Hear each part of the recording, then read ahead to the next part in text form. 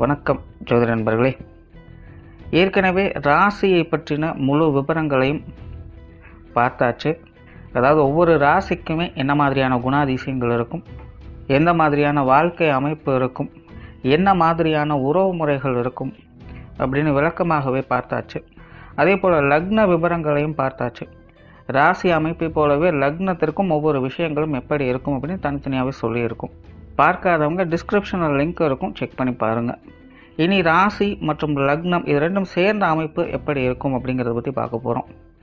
ஒரு குறிப்பிட்ட லக்னம் மற்றும் ராசியாக ஒரு மனிதருக்கு அமைந்து வரும் பொழுது அவங்களுக்கு என்ன மாதிரியான விஷயங்கள் இருக்கும் அப்படிங்கிறத பற்றி சில விளக்கங்களை ஜோதிடத்தில் பொதுவாக சொல்ல முடியும்.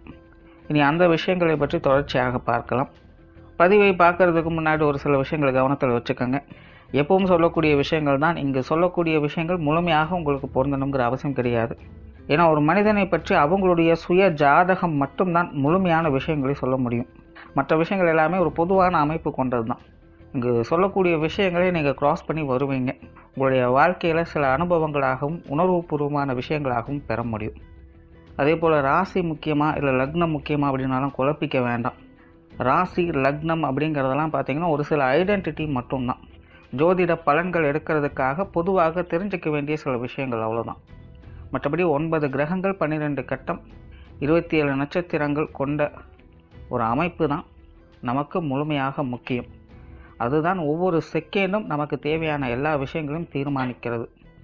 அதனால் ராசி முக்கியமாக இல்லை லக்னம் முக்கியமாக அப்படின்னாலும் குழப்பிக்காதீங்க. நம்ம யாருன்னு கேட்டால் நம்மளுடைய பேரை எப்படி ஒரு அடையாளமாக சொல்கிறோமோ அந்த மாதிரி தான் நம்மளுடைய சுய ஜாதகத்திற்கு அடையாளமாக இந்த ராசியும் லக்னமும் அமைந்து வருது. மற்றபடி இங்கே எல்லாமே முக்கியம் அப்படிங்கிறத மனசில் வச்சுக்கோங்க.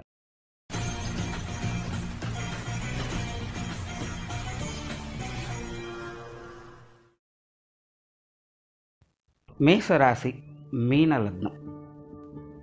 பொதுவாகவே மேசராசியில் பிறந்தவங்க ரொம்பவுமே சுறுசுறுப்பாக இருக்கக்கூடியவங்க, எல்லா விஷயங்களையுமே கொஞ்சம் ஆக்டிவாக பெர்ஃபார்ம் பண்ணக்கூடியவங்க அப்படின்னு சொல்லலாம். பட் இந்த மேசராசி மீன லக்னத்தில் பிறந்தவங்க பார்த்திங்கன்னா சுறுசுறுப்பானவர்கள் மட்டுமல்ல, கலகலப்பானவர்கள் அப்படின்னு சொல்லலாம். ஒரு சராசரியான வாழ்க்கை நிலைகளுக்கு தேவையான எல்லா விஷயங்கள்லையுமே அவங்கவுங்க வயது நிலைகளுக்கு ஏற்ப அந்த விஷயங்களில் ஆக்டிவாக இருக்கக்கூடியவங்க, அதே போல் கலகலப்பாக இருக்கக்கூடியவங்களும் கூட. கொஞ்சம் ஆடம்பர பிரியர்கள் தான். இந்த அழகு சாதன விஷயங்கள்லாம் அவங்களுக்கு ஈடுபாடுகள் அதிகமாக இருக்கும். அதே போல் எந்த விஷயமாக இருந்தாலும் சுத்தபத்தமாக இருக்கணும் அப்படின்னு எதிர்பார்க்கக்கூடியவங்க. இவங்க எந்த அளவுக்கு உழைக்கிறாங்களோ அந்த அளவுக்கு ஓய்வு சார்ந்த விஷயங்களும் ஈடுபடக்கூடியவங்களாக இருப்பாங்க. அதாவது பொழுதுபோக்கு சார்ந்த விஷயங்களில் இவங்களுக்கு ஒரு தனி ஈடுபாடு அப்படிங்கிறது இருக்கும். ரொம்பவுமே கடினமாக உழைக்கக்கூடியவர்களும் அல்ல, அதே நேரம் ஒரு மந்த புத்தி உடையவங்களும் கிடையாது. எல்லா விஷயங்களையுமே ஒரு பேலன்ஸ்டு நிலைகளில் தான் இருப்பாங்க. அதே போல் பெரும்பாலும் இவங்க லைஃப்பை பார்த்திங்கன்னா ரொம்பவும் ஒரு டேக் இட் ஈஸியாக எடுத்துக்கக்கூடியவங்க தான். எதுலேயுமே பெருசாக ரிஸ்க் அப்படிங்கிறதே இருக்கக்கூடாது.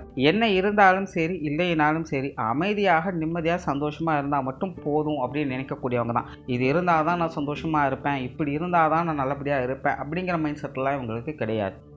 இவங்களுக்குள்ள இயற்கையாகவே ஒரு கலைநயம் அப்படிங்கிறது இருக்கும். அதே போல் இயற்கையாகவே ஒரு பேச்சாற்றல் மிகுந்தவங்களாக இருப்பாங்க. அதாவது கடினமாக பேசக்கூடியவங்கள நாசுக்காக பேசக்கூடியவங்களாக இருப்பாங்க. ரொம்பவுமே சைலண்ட்டாக பேசுவாங்க.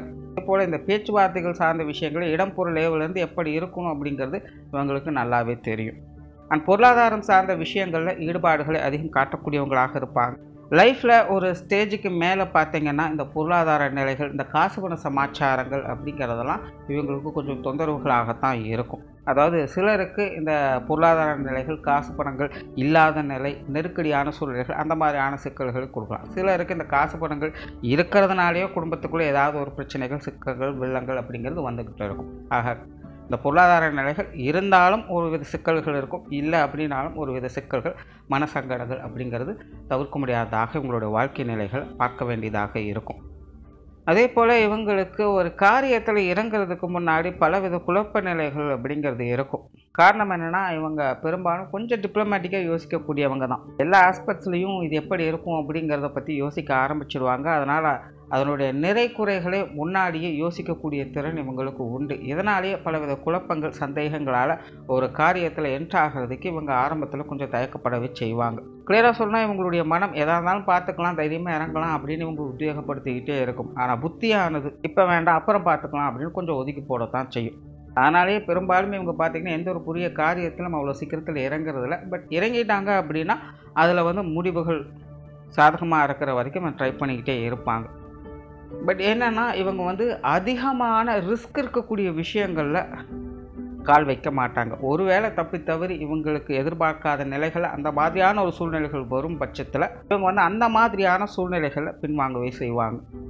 சொத்து சுகங்கள் வாகன ரீதியான விஷயங்களில் இவங்களுக்கு பிரியம் அதிகமாகவே இருக்கும். இது சார்ந்த விஷயங்களில் இவங்க கொஞ்சம் நுணுக்கமாக செயல்படக்கூடியவங்களாகவும் இருப்பாங்க. பெரும்பாலும் இவங்களுக்கு இந்த சொத்து சுகங்கள் ஆஸ்தி அந்தஸ்து போன்ற விஷயங்கள்லாம் பார்த்திங்கன்னா ஒரு அளவான அமைப்புகள் இருக்கும். அதாவது அந்தந்த கால நிலைகளுக்கு ஏற்ப ஒரு டீசெண்டான அமைப்புகளோடு இந்த சொத்து சுகங்கள் வாகன ரீதியான விஷயங்களை அனுபவிக்கக்கூடிய கொடுப்பினை இவங்களுக்கு உண்டு. பெரும்பாலும் இவங்களுக்கு பார்த்திங்கன்னா இந்த கூட்டு முறையில் அமையக்கூடிய சொத்து அமைப்புகள் அப்படிங்கிறது ஏற்படும். பொருளாதாரம் சார்ந்த விஷயங்கள் பெரும்பாலும் இவங்களுக்கு கொஞ்சம் சாதகமான நிலைகளில் தான் இருக்குது. அதாவது இந்த ராசி லக்ன அடிப்படையில் பார்க்கும்பொழுது எப்படியோ ஏதோ ஒரு வகையில் இவங்களுடைய பொருளாதார தேவைகள் அப்படிங்கிறது பூர்த்தி ஆகிட்டு தான் இருக்கும். பெரும்பாலும் இந்த பொருளாதார அமைப்புகள் அப்படின்னு பார்க்கும்பொழுது இவங்களுக்கு இயல்பாகவே இந்த பொருளாதார நிலைகள் ஒரு பேக்கப் இருக்கிற மாதிரி தான் இருக்கும். ஏதோ ஒரு வகையில் ஒரு அசட் மூலியமாகவோ அது வேறு ஏதாவது ஒரு ஃபினான்ஷியல் ஸ்ட்ரென்த் மூலமாகவோ இவங்களுக்கு இந்த ஃபினான்ஷியல் ரீதியாக ஒரு உறுதுணையான விஷயங்கள் அப்படிங்கிறது இவங்கக்கிட்ட இருந்துக்கிட்டு தான் இருக்கும். ஒரு சிலருக்கு மட்டும்தான் இந்த சுய ஜாதக ரீதியாக சில கிரகங்களுடைய அமைப்புகள் ஏற்குமாறாக இருக்கும் பட்சத்தில் இந்த பொருளாதார நிலைகளில் அவங்களுக்கு கிடைக்கும். ஆனால் கிடைக்கிற விஷயத்தில் தக்க வைத்து கொள்ள முடியாமல் அதை விரயம் பண்ணக்கூடிய அமைப்புகளில் அவங்க இருந்து வருவாங்க. அந்த மாதிரியான நிலைகள் இருக்கக்கூடியவங்களுக்கு தான் இந்த பொருளாதார சிக்கல்கள் அப்படிங்கிறது கொஞ்சம் அதிகமாக இருக்கும். பட் ஜென்ரலாக இந்த மேசராசி மீன லக்னம் அப்படின்னு வரும்பொழுது பொருளாதார நிலைகளில் பேலன்ஸ்டான அமைப்புகள் தேவைகள் பூர்த்தியடையக்கூடிய நிலைகளை தான் அதிகம் பார்க்க முடியுது. பொது விஷயங்கள் மற்றும் பொது காரியங்களில் அளவான ஈடுபாடுகளை காட்டக்கூடியவங்களாக இருப்பாங்க. பெரும்பாலும் வெளி இடங்களில் மதிப்பு மரியாதை கௌரவத்தோடு இருக்கணும் அப்படின்னு ஆசைப்படக்கூடியவங்களாக இருப்பாங்க.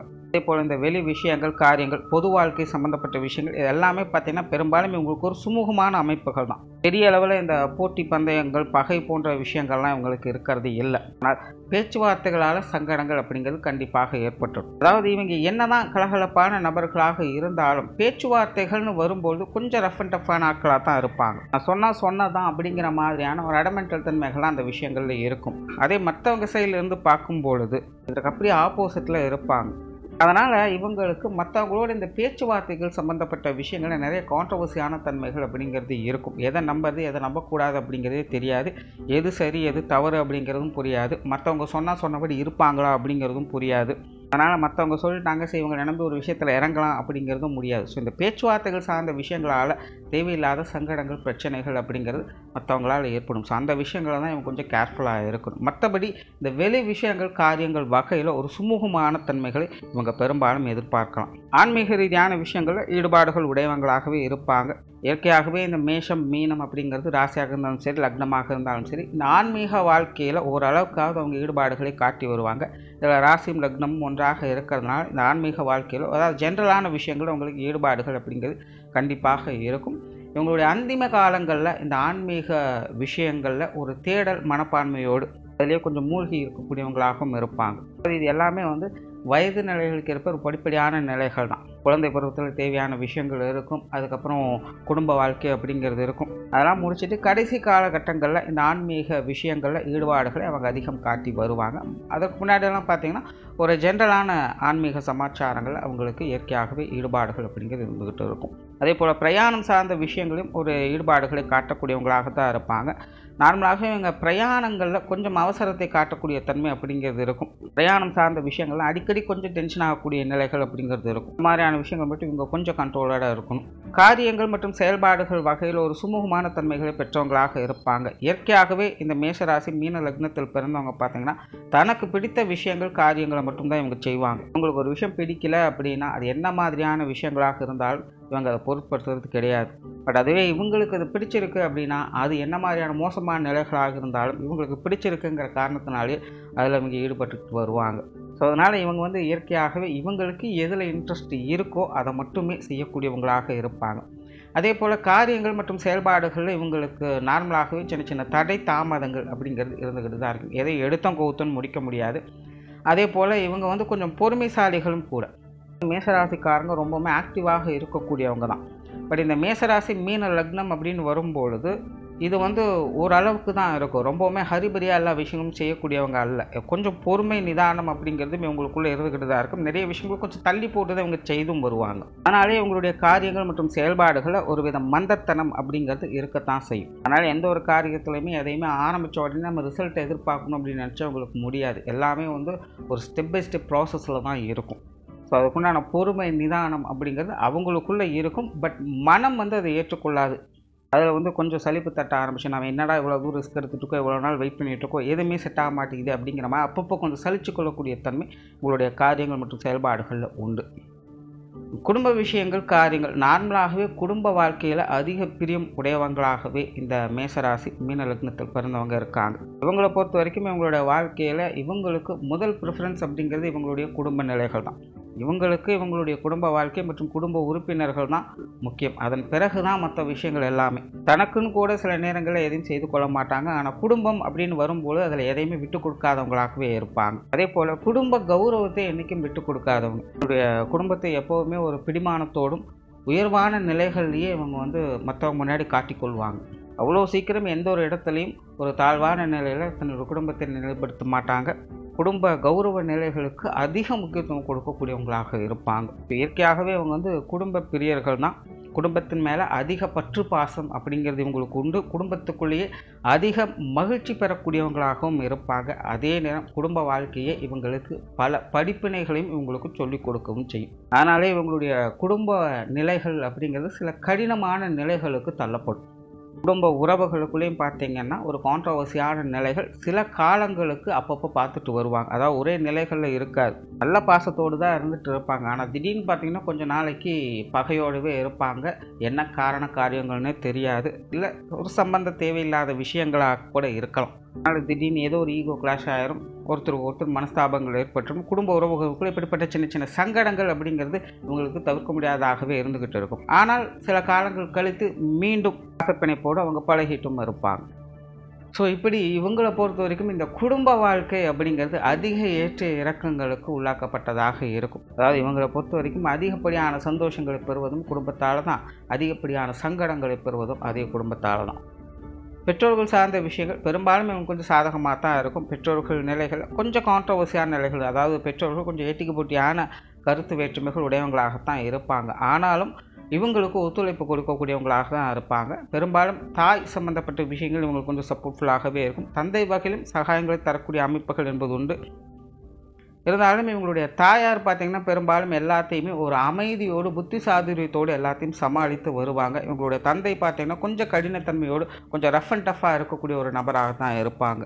கோபம் அவங்களுக்கு உடன் பிறந்த குணமாக இருக்கும். இந்த தாய் தந்தையருடைய இரு கலவையின் குணங்களோட தான் இவங்களே இருப்பாங்க.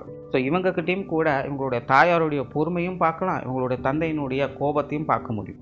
இவங்களுடைய தாயார் பார்த்திங்கன்னா இந்த சொத்து சுகங்கள் பொருளாதாரம் சார்ந்த விஷயங்களில் கண்ணும் கருத்துமாக இருக்கக்கூடியவங்களாக இருப்பாங்க. உடன்பிறப்புகள் சார்ந்த விஷயங்களுக்கு அதிக முக்கியத்துவம் கொடுக்கக்கூடியவங்களாக இருப்பாங்க. பாகுபாடு எல்லாருக்கிட்டேயுமே பழகக்கூடிய குணம் என்பது அவங்களுக்கு உண்டு. அதே போல் இவங்களுடைய தந்தையும் பார்த்திங்கன்னா வெளி விஷயங்கள் காரியங்களுக்கு அதிக முக்கியத்துவம் கொடுக்கக்கூடியவங்களாக இருப்பாங்க. ரொம்பவுமே ஆக்டிவான நபர்கள். நண்பர்கள் சார்ந்த விஷயங்களில் ஈடுபாடுகள் அதிகம் காட்டுவாங்க. அதே போல் இவங்களும் பார்த்திங்கன்னா இந்த காசுமலை சம்மந்தப்பட்ட விஷயங்களுக்கு அதிக முக்கியத்துவம் கொடுக்கக்கூடியவங்களாக இருப்பாங்க.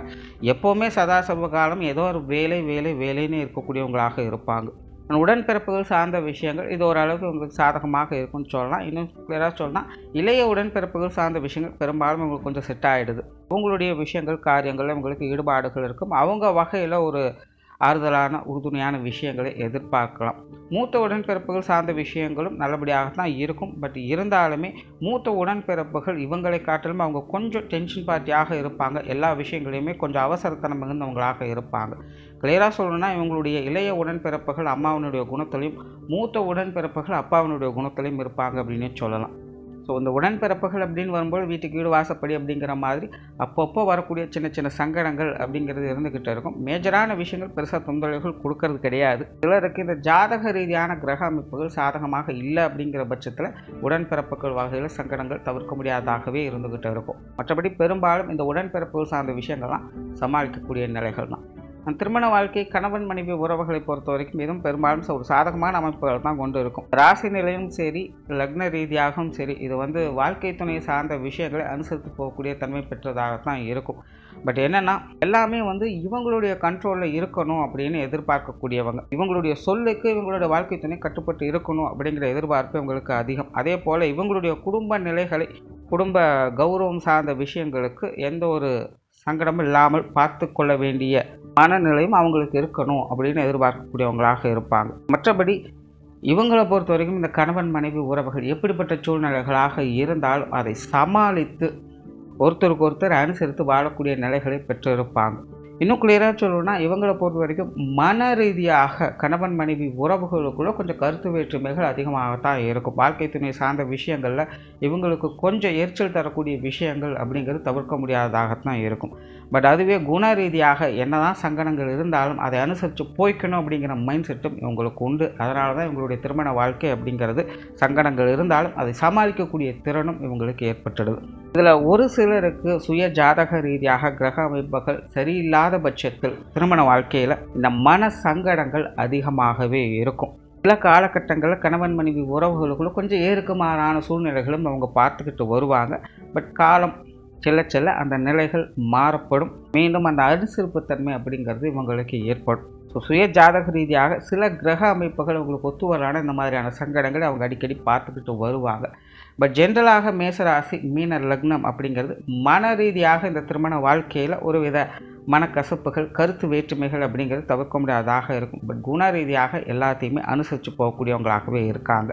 குழந்தைகள் சார்ந்த விஷயங்கள் இவங்களுக்கு இது கொஞ்சம் சாதகமான அமைப்புகள் அப்படின்னே சொல்லலாம். பெரும்பாலும் இவங்க குழந்தைகள் மேலே அதிக பற்றுப்பாசம் வைத்திருக்கக்கூடியவங்களாக இருப்பாங்க. குழந்தைகளுடைய விஷயங்கள், காரியங்களுக்கு அதிக முன்னுரிமை கொடுக்கக்கூடியவங்களாக இருப்பாங்க. குழந்தைகளுக்கு ஒவ்வொரு விஷயங்களையுமே பார்த்து செய்யக்கூடியவங்களாக இருப்பாங்க. குழந்தைகளுடைய விஷயங்களுக்கு அதிகம் செல்லம் கொடுக்கக்கூடியவங்களும் இவங்க தான். ரொம்பவுமே கண்டிஷனாக இருக்கக்கூடியவங்களும் இவங்க தான் அப்படின்னு சொல்லலாம். ஏன்னா இவங்ககிட்ட 2 குணங்களுமே உண்டு. பட் எதாக இருந்தாலும் குழந்தைகள் அப்படின்னு வரும்பொழுது அவங்களுக்கு ஒவ்வொரு விஷயங்களுமே பார்த்து இவங்க எல்லாத்தையும் செஞ்சு கொடுத்துட்டு வருவாங்க. பெரும்பாலும் இவங்களுடைய குழந்தைகளும் கொஞ்சம் சாத்வீக குணம் படைத்தவங்களாகவே இருக்காங்க. குழந்தைகளோட அரவணைப்பும் இவங்களுக்கு உண்டு. இந்த குழந்தைகள் சார்ந்த விஷயங்கள் ஒரு பரஸ்பரமான நிலைகளை எதிர்பார்க்கலாம். பட் என்னென்னா பெரும்பாலும் இவங்களுடைய குழந்தைகள் கொஞ்சம் காரியவாதியாக இருப்பாங்க. அவங்களுடைய தேவைகள் நிறைவேறணும், அதற்கு பிறகு மற்ற விஷயங்கள் இருந்தாலும் பார்த்துக்கலாம் அப்படிங்கிற மாதிரி இருப்பாங்க. அதே போல் இவங்களுடைய குழந்தைகள் நல்ல பெரிய இடத்துல வேலை செய்யணும், இல்லை நல்ல பெரிய அளவில் தொழில் செய்யணும், நல்ல பேர் வாங்கணும் அப்படிங்கிற எண்ணங்கள் உங்களுக்கு அதிகமாக இருக்கும். பட் ஜென்ரலாகவே உங்களோட குழந்தைகள் சார்ந்த விஷயங்கள் ஓரளவுக்கு பரவாயில்ல அப்படின்னு சொல்லலாம். உற்றார் உறவினர்கள், நண்பர்கள் சார்ந்த விஷயங்கள் இதெல்லாமே ஒரு கலவையான அமைப்புகள் தான். நண்பர்கள், உறவினர்கள் அப்படிங்கும்போது அங்கே பாசிட்டிவான விஷயங்களும் கண்டிப்பாக இருக்குது, நெகட்டிவான விஷயங்களும் கண்டிப்பாக இருக்குது. இது காலநிலைக்கு தகுந்த மாதிரி மாறி போயிட்டே தான் இருக்கும். எதை நம்புறது, எதை நம்பக்கூடாது அப்படிங்கிறதே புரியாது. ஸோ முடிஞ்ச அளவுக்கு இவங்க சம்மந்தப்பட்ட விஷயங்கள்லாம் கொஞ்சம் பட்டுப்படாமல் தொடாமல் இருக்கிறதே நல்லது. தொழில், வேலை, உத்தியோகம் சார்ந்த விஷயங்கள் பெரும்பாலும் இவங்க கொஞ்சம் சாதகமான அமைப்புகள் அப்படின்னே சொல்லலாம். பட் பிரச்சனை என்னென்னா ஆரம்பத்தில் சொன்ன மாதிரி இவங்களுக்கு விருப்பப்பட்ட விஷயங்களை மட்டுமே இவங்க செய்வாங்க. இவங்க கொஞ்சம் கம்ஃபர்ட் ஜோனே அதிகம் எதிர்பார்க்கக்கூடியவங்களாக இருப்பாங்க. அதே போல் எதையும் ஹரிபரியாக செய்யக்கூடியவங்க அல்ல. எதுலேயுமே ஒரு பொறுமை, நிதானம் அப்படிங்கிறது கண்டிப்பாக இருக்கும். அதனால் மற்றவங்க அவசரப்படுறாங்க அப்படிங்கிறனால இவங்களால் எந்த ஒரு காரியத்தையுமே செய்ய முடியாது. இந்த மாதிரியான சின்ன சங்கடங்கள் அப்படிங்கிறது உங்களுடைய தொழில், வேலை, உத்தியோக ரீதியாக இருக்கும். ஸோ இதற்கு தகுந்த மாதிரியான விஷயங்கள், காரியங்கள் அவங்க ஈடுபட்டாங்க அப்படிங்கும்போது அதில் ஒரு கம்ஃபர்ட்டான விஷயங்களை எதிர்பார்க்க முடியும். ஒரு சாதகமான தொழில், வேலை, உத்தியோகம் சம்மந்தப்பட்ட விஷயங்களாக அவங்களுக்கு அமையவும் செய்யுது. அதே போல் இவங்களை பொறுத்த வரைக்கும் ஒரு ஸ்டெப் பை ஸ்டெப்பான டெவலப்மெண்ட்டு தான் இருக்கும். இன்றைக்கி ஒரு விஷயத்தை ஆரம்பித்து நாளைக்கே பெருசாகலாம் அப்படிங்கிறதெல்லாம் இருக்காது. படிப்படியாக மெதுவாகத்தான் முன்னேறி வருவாங்க.